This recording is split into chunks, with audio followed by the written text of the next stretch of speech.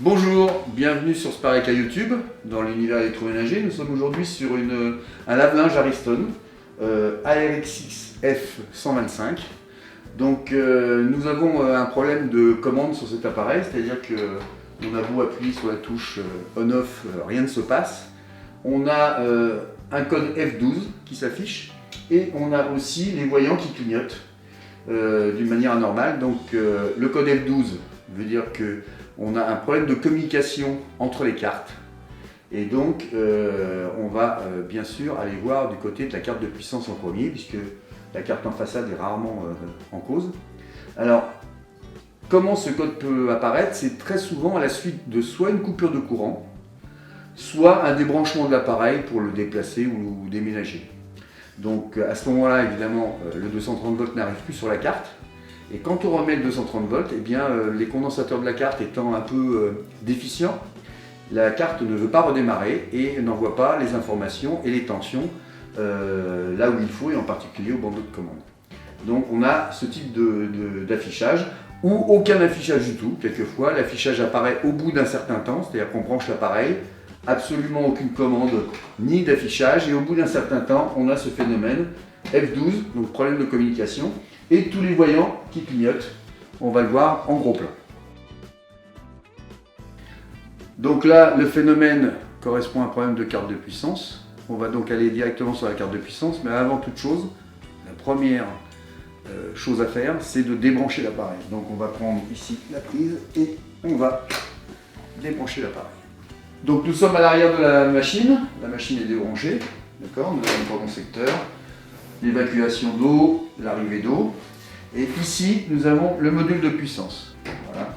On a retiré le cache, on a un emplacement pour mettre le lecteur de carte et pour recharger la mémoire.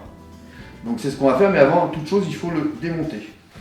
Donc voici le nouveau module avec son lecteur de carte. Donc module constructeur, bien sûr. Ici. Voilà, module tout neuf. On verra que c'est exactement le même. Qui va donc aller à cet emplacement à l'intérieur. Le lecteur de carte avec la carte. Voilà. Donc lecteur de carte qui va venir se mettre dans le module. Donc on retire ici la petite protection. Voilà, ici. Le module étant dans cette position, comme ceci. On va venir insérer le module pour que les petites pattes ici viennent appuyer sur les petits plots qui sont là, dans cette position. D'accord? Nous avons couché la machine sur son côté droit. Quand je parle du côté droit, quand on prend la machine de face, on la couche comme ceci. On a tout le dessous qui est dégagé et on a accès très facilement ici à la carte de puissance.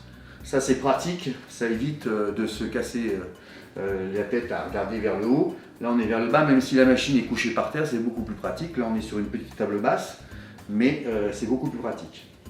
Donc pour retirer le module, on a simplement une petite vis à retirer juste en dessous du lecteur de carte. Une fois que c'est fait, il suffit simplement de prendre le module, de le pousser légèrement vers le haut et de le rentrer. Voilà.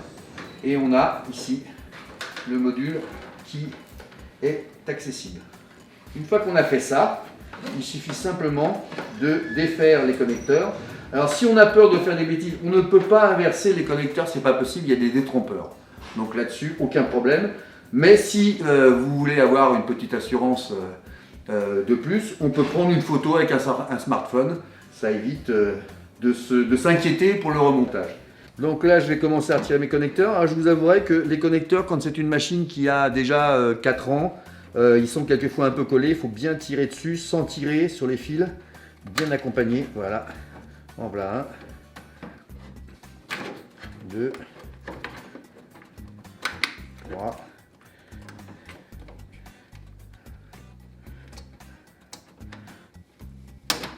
4. Il me reste les 2 derniers ici. Là j'ai des petits détrompeurs ici que je repousse avec le doigt vers l'arrière pour libérer mon connecteur. Hop. Et celui-ci. Voilà. Donc j'ai débranché l'ancien module et je vais mettre le nouveau module ici.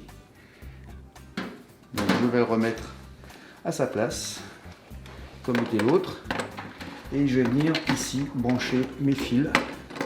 Si j'ai pris une photo, je vais m'en servir. Si j'ai pas pris de photo, je vais ni plus ni moins que les remettre à leur place ou en fonction du détrompeur.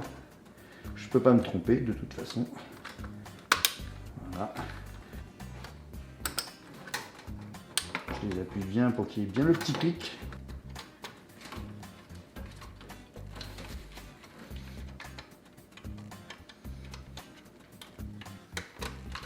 Voilà, tous mes fils sont remis, mes connecteurs sont remis, je vais pouvoir réinstaller ma carte à sa place. Donc je la passe ici dans les encoches et je la tire vers le bas. Et puis je vais repasser mes taurons dans les petites encoches prévues à cet effet. Ici et là, que ma carte voilà, soit bien réinstallée. Voilà, la carte est bien en place, bien reconnectée. Je vais pouvoir redresser mon appareil, mettre mon lecteur de carte et brancher l'appareil pour que la mise à jour se fasse. Nous avons dressé la machine, le module de puissance est en place, la prise de courant est bien sûr toujours débranchée. Donc on va prendre le lecteur de carte, ici. On voit ici ce qui va frotter sur les pistes de la puce. Donc j'hésite pas à, comme une carte de crédit, à nettoyer un petit peu pour être sûr qu'il y ait un bon contact. Et je vais rentrer ma carte, on voit le lecteur, vous voyez que dans l'autre sens, c'est le circuit imprimé. Donc dans ce sens-là, on voit bien les petites pattes qui vont frotter sur la piste. Donc j'insère ma carte dans le bon sens. Il faut que ça vienne frotter là. Donc j'insère ma carte dans le bon sens, comme ceci. Voilà. Donc nous avons les picots de la carte ici. Donc les 5 picots. On doit les mettre en face, en appui sur les 5 petites lamelles qui sont ici. Donc évidemment dans ce sens-là, comme ceci. Donc je vais insérer mon lecteur. Il faut forcer un petit peu, hein, c'est normal, il y a des... Voilà, ici, voilà. Voilà, et je vais appuyer sur mon bouton pour envoyer 230 volts. Et donc je vais regarder ici ce qui se passe sur ma carte. Ma carte s'allume rouge, elle clignote, ça passe au vert. Donc là tout se passe bien, c'est en cours de rechargement. Voilà. On va à nouveau débrancher le secteur, retirer le lecteur de carte et faire les essais sur la machine. Donc nous avons redébranché la machine, retiré le lecteur de carte. Le rechargement apparemment a l'air de s'être bien effectué. Par contre, on vérifie maintenant si la machine fonctionne. Donc je rebranche la machine, je mets en route et je regarde ce qui se passe sur le bandeau de commande. Voilà. Donc elle se met bien en route. Je peux l'éteindre. Je vais pouvoir choisir ici mes programmes. Donc je vais vérifier que j'ai bien tous mes programmes pour être sûr que mon programme est bien à l'intérieur. L'EEPROM a bien pris le programme. Donc coton 60, je dois pouvoir monter à 60 degrés. Est-ce que je peux? Oui. Et je reviens après, je redescends. Coton 40, position 40 degrés, je ne dois pas dépasser 40 degrés. Donc c'est le cas, je ne peux pas. Synthétique 60, je dois pouvoir monter jusqu'à 60 mais pas plus haut. C'est exactement ça. Sur le mix, je dois avoir 30 ici, c'est bien le cas. Je ne peux pas aller au-delà de 30. Mix 15 ici, c'est pas 15, c'est 30 minutes, 15 minutes. Donc ici, antibactérien 90 degrés. Est-ce que j'ai l'antibactérien 90 degrés? C'est ici. Est-ce que je peux monter à 90 degrés? Oui, 90. Voilà, ça fonctionne parfaitement.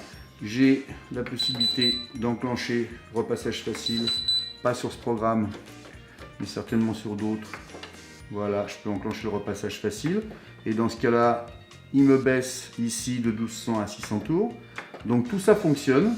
Le départ différé, est-ce qu'il fonctionne? Oui, 1 heure. Donc là, il va falloir que je fasse le tour.